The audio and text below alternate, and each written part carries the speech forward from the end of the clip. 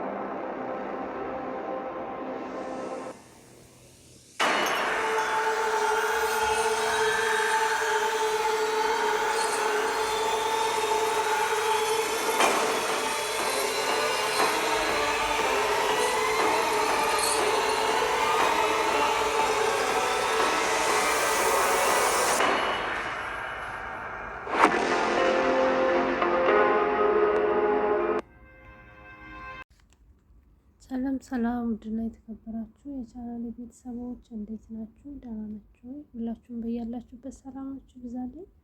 ለዚህ ቻናል አዲስ የሆናችሁ ሰብስክራይብ እያደረጋችሁ አብራችሁን ቆዩ። ነባሮቹም ላይክ፣ ሼር፣ ሰብስክራይብ በማድረግ አበረታቱኝ ማለት ነው። በጣም ጠፍቻለሁ ቤተሰብነት በተደጋጋሚ ጊዜ ይቅርታ እየጠየኩኝ ነው፣ ግን ያው መልሼ እየጠፋሁኝ ነው፣ አልተመቸኝም። ከዚህ በኋላ እንግዲህ ላለመጥፋት እሞክራለሁ ማለት ነው። ዛሬ ይዤላችሁ የመጣሁት ምሳሌ ድራማ ክፍል ያው 99 አካባቢ ላይ ደርሷል። አሁን ላይ እንግዲህ ከቀደሙ እንዲሁም ደግሞ ከአሁን በፊት ከሚሰሩት በጣም እያሻሻሉት ጥሩ እየሆነ መጥቷል ማለት ነው። ሁላችንም እንግዲህ በጉጉት እየጠበቅነው የነበረውን የብሩክን መገኘት አስመልክቶ እንግዲህ አሁን ላይ በጣም ጥሩ ምንጮች ማለት ያኔ የመገኘቱን ነገር እያሳየ ነው ማለት ነው። በጣም ደስ የሚል ነገር ነው። እንግዲህ ባለፈው ክፍል ላይ ቅድስት ያው ብሩክን በጣም ለረጅም ጊዜ እያየችው ነበረ። እኛም እውነት መስሎን እንግዲህ በጣም በደስታ እንዴት አመጣጡን ሳናይ መሀል ላይ ገባ፣ እንዴት ቀለበት ሲያደርግላት ታየ ምናምን እያለን በጉጉት እየጠበቀን መጨረሻውን ነበረ። መጨረሻ ላይ እንግዲህ ያው የእሷ ህልም ሆኗል ማለት ነው።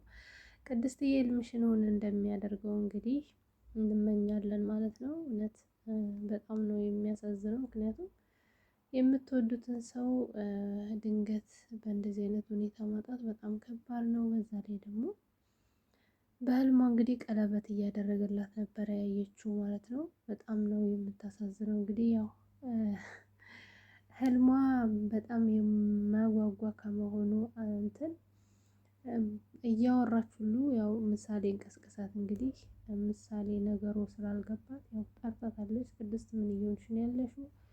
ብቻሽን እያወራሽ ነው በማለት እንግዲህ ቅድስት ያው በጣም ነው የተበሳጨችው። ምክንያቱም ምን አለበት ቀለበቱን እስከሚያደርግልኝ እንኳን ብትጠብቂ ለምን ቀሰቀስሽ ብላ ተበሳጭታለች ማለት ነው። ነገር ግን ያው ምንም ማድረግ አይቻልም። ህልም ሆኗል ማለት ነው። ቅድስት ህልሙ እውነት ይሆንልሽ ብያለሁ። በሌላ በኩል እንግዲህ መድብልን እውነት እኔ ሳላደንቅ ማለፍ አልችልም። ምክንያቱም እንግዲህ ለወንድሙ ብሎ እየከፈለ ያለው ዋጋ በአሁኑ ሰዓት አባት ለልጁ እንኳን እንደዚህ አይነት ዋጋ ይከፍላል ብዬ አላስብም። እንግዲህ እያያችሁት ከሆነ በጣም ልክ ብሩክ ከአሁን በፊት ለምሳሌ የከፈለውን ዋጋ ነው እሱም ለወንድሙ ለብሩክ እየከፈለ ያለው ማለት ነው። እንግዲህ የማይደፈሩ ቦታዎች ውስጥ እስከ መግባት ድረስ እየገባ ዝናን አግቶ ያን ያህል እንዳሰቃየው ታውቃላችሁ። እንግዲህ ያው የነዝና የሚሰሩበት ስራ በጣም አስፈሪና እንዲሁም በተደራጀ መልኩ ወንጀልን የሚሰሩ ወንጀለኞች ናቸው። ይህ ሁሉ እያወቀ ራሱ መድብል እንግዲህ ብሩክ ካልተገኘ እኔ ህይወት የለኝም፣ ለሱ ብዬ ህይወት ይለፍ፣ እሱ በህይወት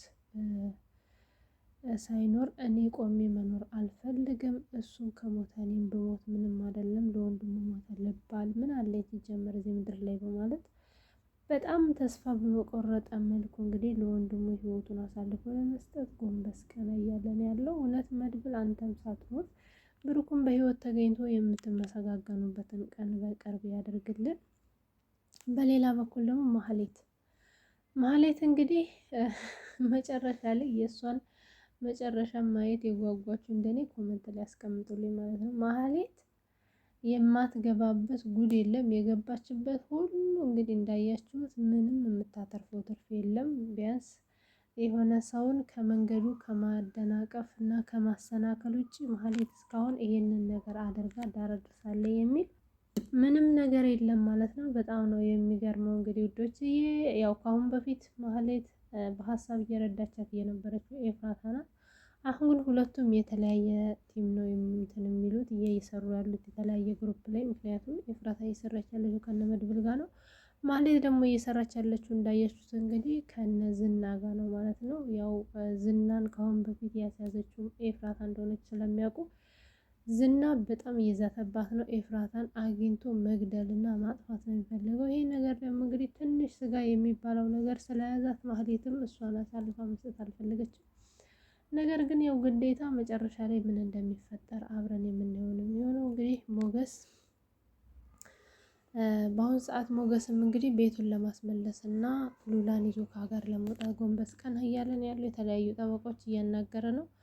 ነገር ግን እንግዲህ የሞገስ ጠበቃ ደግሞ ምን እንዳሰበ ባይታወቅም እንዳያችሁት ሉላን እጇን ይዞ እየተጓተታት ነበረ። ያው እሷ ለምን ትይዘኛለህ በምትለው ሰዓትም ያላሰብኩትን ነገር እያሰብሽ ነው ይላታል። ነገር ግን አንድ ወንድ ልጅ ሴትን ልጅ እጇን ይዞ በግድ በምንም ምክንያት ሊያስቀምጣት አይችልም ማለት ነው። ሲጀመር የሴትን እጅ መያዝ ራሱ ወንጀል ነው።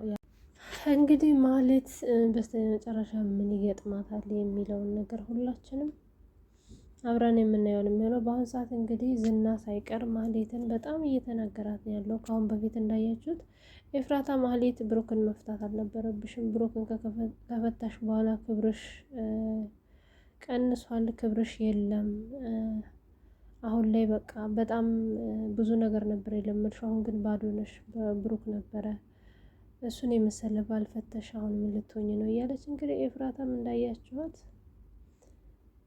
ታውቃላችሁ፣ ንግግር የአእምሮ መዶሻ ነው እና ጭንቅላቷን እያለቻት ነበረ። ማህሌት ግን ያው እውነታው ቢገባትም ያ ነገር ለእሷ ቢሰማትም ግን ሰው እንዲነግራት እና ደግሞ እሷ ብሩክን በመፍታቷ እንደተጸጸተች ሰው እንዲያውቅ አትፈልግም ማለት ነው። ስለዚህ ስለ ብሩክ ምንም አይነት ነገር መስማት አልፈልግም፣ ምንም ነገር አትበሉኝ እያለች ነበረ። ያው እንግዲህ ሲያውቅ የተኛ ሲጠሩት አይነቃም እንደሚባለው ያው ካሁን በኋላ ምንም ብትልም የሚሆን ነገር አለ ብዬ አላስብም። ምክንያቱም ብሩክም ማህሌት ያደረገችውን ነገር አይረሳም። ሁለተኛ ደግሞ ከቅድስት ጋር ያለው ነገር በጣም ደስ የሚል ነገር ነው። ሁላችንም ፍላጎት እንግዲህ ከቅድስት ጋር እንዲሆን ነው ማለት ነው። ዝናም እንዳያችሁት እንግዲህ ብሩክን ከፈታሽ በኋላ እኮ ሰው አይደለሽም፣ ልብስ ለብሰሽ ስትሄጂ ሰው ነኝ ብለሽ ታስቢያለሽ አይደል? በጣም የሰው በታች ሆነሻል እያለ እንግዲህ በጣም እና በጣም ጭንቅላትን የሚነካ ንግግር እየተናገራት ነበረ ማለት ነው። ይሄ ያው የእጇን ነው ያገኘችው ብዬ ነው የማስበው። በእርግጥ የማይሳሳት የለም፣ ግን ማህሌት አንድ ጊዜ ብቻ አይደለም የተሳሳተችው፣ እስካሁን ድረስ ራሱ እየተሳሳተች ነው ያለችው ማለት ነው። በሌላ በኩል ደግሞ እንግዲህ መድብል እንዳያችሁት አሁንም ሌላ ሀሳብ ጀምሯል ማለት ነው። እሱ ምንድነው ድጋሚ እዛ ቤት ዲሊቨሪ ወይንም ደግሞ ያው ኦርደር አድራሽ መስሎ ያው ለመግባት ነው ያሰበው። ነገር ግን ዛሬ በጣም እስካሁን በጣም እያናደደ የነበረ ሞገስ፣ ምክንያቱም በጣም ነው የሚፈራው። የዝና ስም ከተጠራ በጣም ነው የሚቆጠቆጠው እና ሁላችንም እንግዲህ እያናደደን የነበረው ሞገስ አሁን ላይ በጣም ጥሩ ነገር እያደረገ ነው ያለው። ምክንያቱም መድብልን አረጋግቶት፣ ወይስ መድብል ተረጋጋ፣ ይህን ነገር ቶሎ መወሰን የለብህም ማሰብ ይኖርብናል። እዛ ቤት ስትገባ ምን ልታደርግ አስበህ ነው? ብሩክን ብታገኘው አስለህ ልታወጣው ነው ወይ? አዝለህ ስታወጣው ደግሞ ሰው ያገኘሃል፣ ያን የሚለቁ ይመስለዋል ብሎታል። እንግዲህ እንዳያችሁት ዝናም እንግዲህ ወደ ኃላፊያቸው በመደወል የተለያዩ ነገሮች እያወራ ነበረ። እዛ ቤት ማታ ላይ ገብተው እንግዲህ አንደኛው ጓደኛቸው እንደተጎዳ ሁላችሁም ታውቃላችሁ። ነገር ግን ዝና እያለ የነበረው እንግዲህ ብሩክ ይገደል ነበረ ያለው። ኃላፊው ግን አይገደልም መቆየት አለበት ብሏል። እኔ በጣም ነበር የደነገጥኩት ብሩክ ይገደል ሲል፣ መሆን የለበትም። ዝና እንግዲህ ያው ከብሩክ ጋር ያለው ነገር ባይታወቅም አሁን ላይ ግን ብሩክ ይገደል ባይ ነው ማለት ነው። እንግዲህ እኔ እንደሚገባኝ ከሆነ ዝና ይህን ነገር ሊል የቻለው ብሩክ ከወጣ መድብልና ብሩክ ሆነው እንግዲህ ሁሉንም ነገር እንዳልነበረ ያደርጓቸዋል ብሎ ስለፈራ ነው ብዬ ነው የማስበው። ዝና እንግዲህ ኃላፊያቸውም እንዳያችሁት ካሌብ በጣም ኃይለኞች እንደሆኑ እና በዚህ ልክ ማንም ሰው ደፍሯቸው እንደማያውቅ ነበረ ለዝና እየነገረው የነበረው። ያኔ ነው ዝና ለምን አንገድለውም ለምን አይወገድም እያለ የነበረው። ነገር ግን ካሌብ አይሆንም ብሏል ማለት ነው። መጨረሻ አካባቢ ላይ በጣም ደስ የሚል ነገር አይተናል። እንግዲህ በቀጣይ ምን እንደሚፈጠር ሁላችንም በጉጉት የምናየው ነው የሚሆነው። በጣም ደስ የሚል ነገር እንደሚፈጠር ተስፋ አደርጋለሁ። ምክንያቱም አንደኛ ዝናን ማነው መድብልና ሞገስ እንግዲህ እዛ ሰፈር መራቅ የለብንም። እዛ ሰፈር የሚወጣውና የሚገባውን ማየት አለብን። ከዚህ ሰፈር መራቅ አንፈልግም ወይንም የለብንም በማለት እንግዲህ እዛ ሰፈር ሆነው የሚወጣውና የሚገባው እዛ ቤት ምን አይነት ሰው እንደሚገባ ምን አይነት ሰው እንደሚወጣ ቼክ ለማድረግ ቆርጦ ተነስተዋል ማለት ነው። በሌላ በኩል ደግሞ ብሩክ ከታሰረበት ሰንሰለት ውስጥ እጁንም እግሩንም ፈቷል ማለት ነው። በአሁን ባለቀው ቪዲዮ መጨረሻ አካባቢ ላይ እንግዲህ ምን ይፈጠራል የሚለውን ሁላችንም በጉጉት ነው የምንጠብቀው። እኔ በጣም ነው የደነገጥኩት ሰንሰለቱ ላይ እጁን ሲያወጣ በጣም ነው የደነገጥኩት ማለት ነው። እንግዲህ በሰላም እንደሚወጣ ተስፋ እናደርጋለን። በቀጣይ እንግዲህ ብሩክ ወጥቶ የምናየው ያደርገን። ነገር ግን ብሩክ ከዛ ሰንሰለት ውስጥ ወጥቶ የካሌብ ሰዎች ካገኙት ህይወቱን የሚያሳልፉት ይመስለኛል። ነገር ግን ያ መሆን አለበት ብዬ አላስብም። ሁላችሁም ኦዲየንሶች ድምጻችን ይሰማ ባሉ ብሩክ ማምለጥ አለበት፣ ብሩክ መሞት የለበትም ባይ ነኝ። እንግዲህ በቀጣይ ምን ይዘው እንደሚመጡ አብረን የምናየው ነው የሚሆነው። እስከዛው ሰላም ሁኑልኝ። ሰብስክራይብ እያደረጋችሁ ስለምታበረታቱኝ በጣም የማመሰግነው። ሰላም ሁኑልኝ።